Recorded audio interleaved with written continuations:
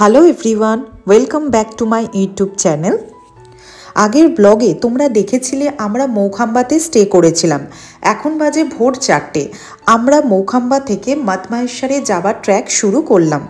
মৌখাম্বা থেকে মদমাহেশ্বর 4 কিলোমিটার।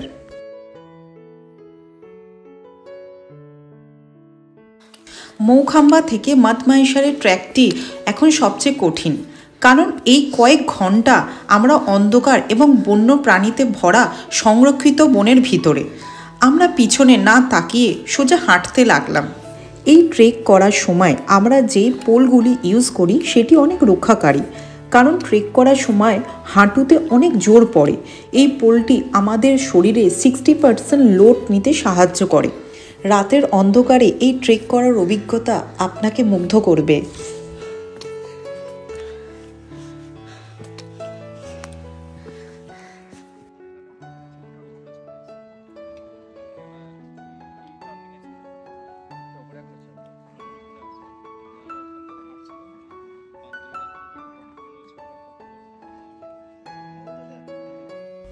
এখন বাজে 5:52। আমরা যেখানে আছি সেটা হলো কুঞ্চাট্টি। নানু থেকে প্রায় 3 কিলোমিটার দূরে এই কুঞ্চাট্টি। এই কুঞ্চাট্টিতে একটাই দোকান আছে। কুঞ্চাট্টি থেকে মদমাহেশ্বরের ডিস্টেন্স হচ্ছে 2.6 কিলোমিটার। এখানে খানিকক্ষণ রেস্ট নিয়ে চা খেয়ে আবার আমরা আমাদের ট্রেক স্টার্ট করব।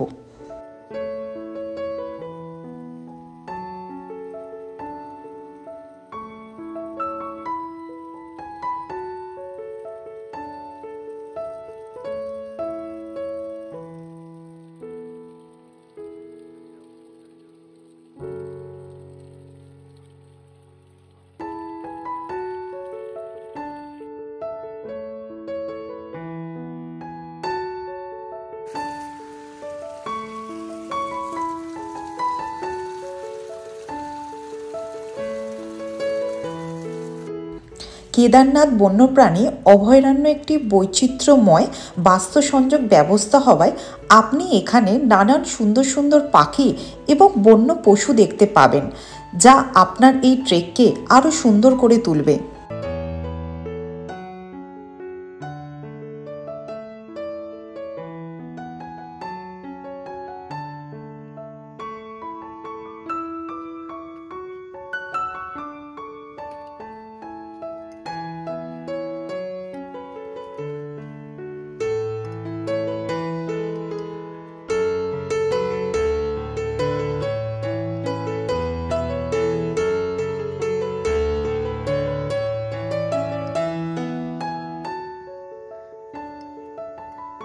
কুঞ্চাট্টি থেকে যখন আপনি কিছুটা আগে আসবেন তখন মোবাইলে নেটওয়ার্ক পাওয়া যায় না।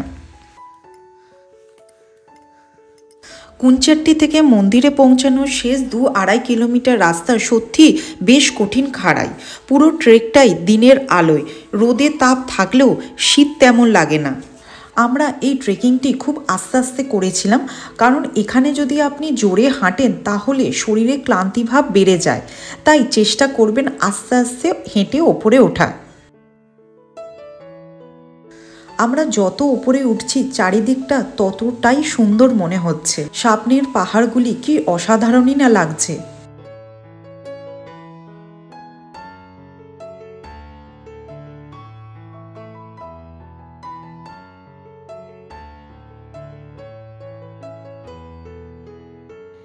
আপনি যদি এই ট্রেক করার সময় ক্লান্ত হয়ে পড়েন তবে ট্রেইলে নির্দিষ্ট বেঞ্চ রয়েছে।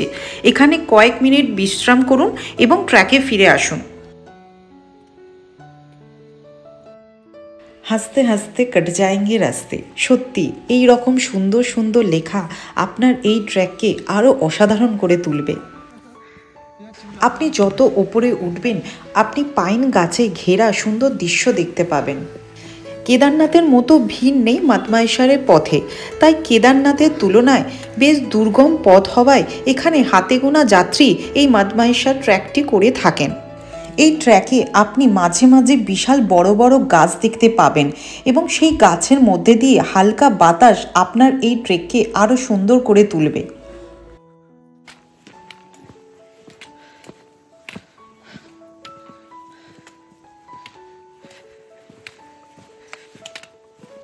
এখান থেকে আর কিছুটা দূরেই মধ্য মহেশ্বর মন্দিরটি।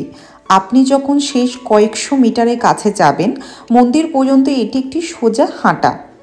এটি একটি গুরুত্বপূর্ণ তীর্থস্থান, কারণ এটি পঞ্চ কেদারের মধ্যে একটি এবং এটি 5 কেদারের তীর্থযাত্রার সার্কিটের একটি অংশ। অন্য 4টির মধ্যে কেদারনাথ, তুঙ্গনাথ এবং রুদ্রনাথকে মধ্য মহেশ্বরের আগে দর্শন করতে হবে। কাল্পেশ্বর হতে হবে সর্বশেষ পরিদর্শনের জন্য। আমার ক্ষেত্রে এই মধ্য মহেশ্বরই প্রথম দর্শন, কেন এখনও আমার কেদারনাথ, তুঙ্গনাথ এবং রুদ্রনাথ দেখা হয়নি। মন্দির থেকে 200 মিটারের দূরেই আপনি কিছু হোমস্টে টেন্ট দেখতে পাবেন।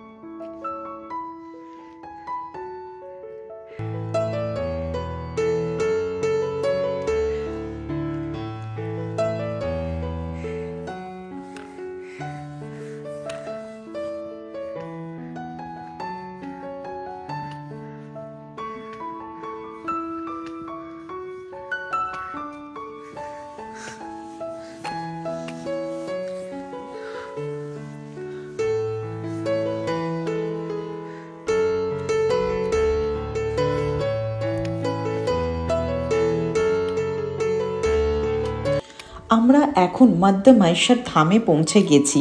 চারিদিকটা খুবই শান্ত পরিবেশ।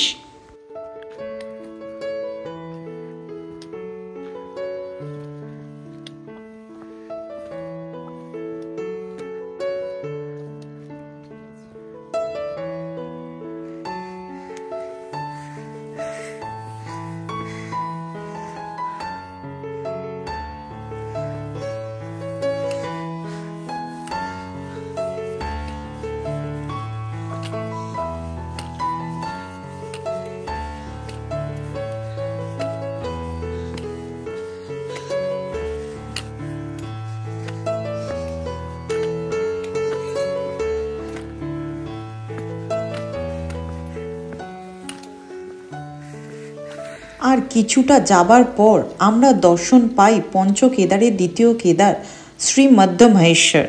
আমাদের যেহেতু 4 জনেরই পুজো দেওয়ার ছিল, তাই আগে আমরা হোমস্টে দেখব, যেখানে আজকে রাতটাও স্টে করব। হোমস্টে এখানে পার পার্সন 300 থেকে 400 টাকার ভেতর পেয়ে যাবেন। সেক্ষেত্রে আপনাকে রুম শেয়ার করতে হবে। আমরা যেহেতু 4 জন ছিলাম, সেহেতু আমরা রুম শেয়ার করিনি, আমরা একটা রুমই নিয়েছিলাম 4 জনের জন্য। এখানে বলে রাখি যে আপনারা যদি গরম জল চান, এখানে আমরা 1 বালতি জল 60 টাকা দিয়ে কিনেছিলাম। তাড়াতাড়ি আমরা ফ্রেশ হয়ে আমরা চলে গেলাম মন্দিরে পুজো দিতে। মধ্য মহেশ্বর মন্দিরকে ঘিরে বিভিন্ন পৌরাণিক কাহিনী আছে। এই রকম একটি মহাভারত যুগের সময়কে নির্দেশ করে। কুরুক্ষেত্রের যুদ্ধের পরে যেখানে পাণ্ডবরা নিজেদের আত্মীয় স্বজনের হত্যার জন্য দায়ী ছিল, তারা তাদের পাপ ধুয়ে ফেলার জন্য তীর্থযাত্রায় যাওয়ার সিদ্ধান্ত নেয়। ভগবান শ্রীকৃষ্ণের পরামর্শে তারা শিবের দর্শনে যান। কিন্তু যুদ্ধে পাণ্ডবদের আচরণে তিনি এতটাই রেগে গেছিলেন যে তিনি তাদের সাথে দেখা করবেন না। কিন্তু তাদের গভীরভাবে আবেদন করতে দেখে ভগবান শিব তাদের ভয় দেখানোর জন্য হিংস্র ষাঁড়ের আকার ধারণ করেন। ভীম শক্তিশালী পাণ্ডব, তিনি অনুভব করলেন ষাঁড়টি সাধারণ নয়, তাই পালানোর বদলে ষাঁড়টিকে তাড়া করলেন।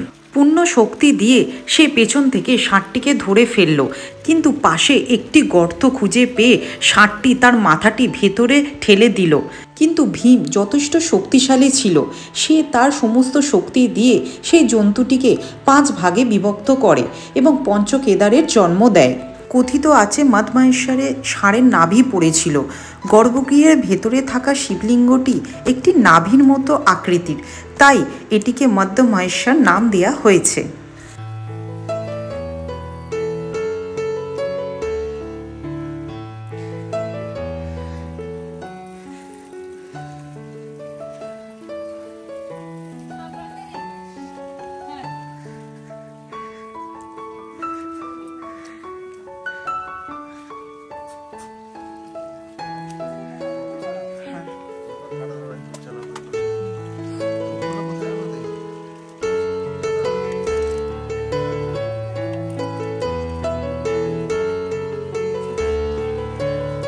মুখ্য মন্দির ছাড়া এখানে আরও কয়েকটা মন্দির আছে।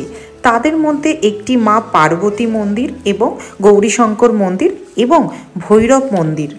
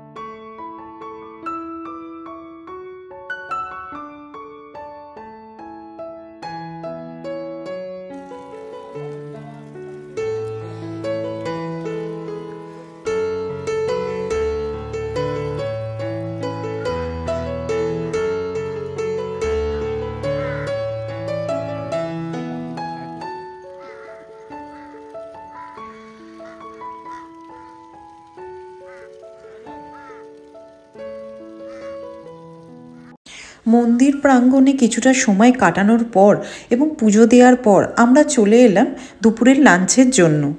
আমাদের লাঞ্চ এবং ডিনার পড়েছিল 200 টাকা করে এবং ব্রেকফাস্ট 120 টাকা এবং চা 20 টাকা।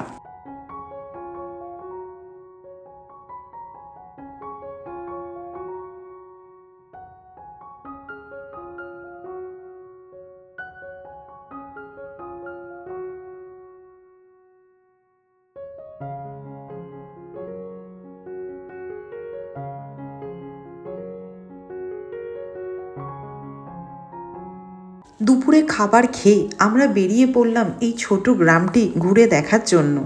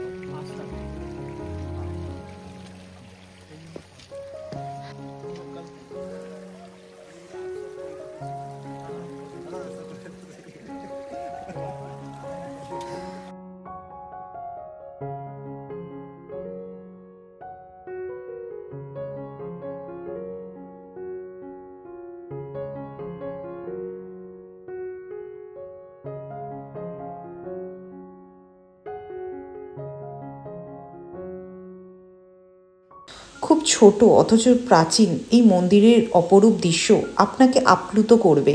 সাদা চাদরে ঘেরা এই অপরূপ দৃশ্য আপনাকে কোনোদিন ভুলতে দেবে না।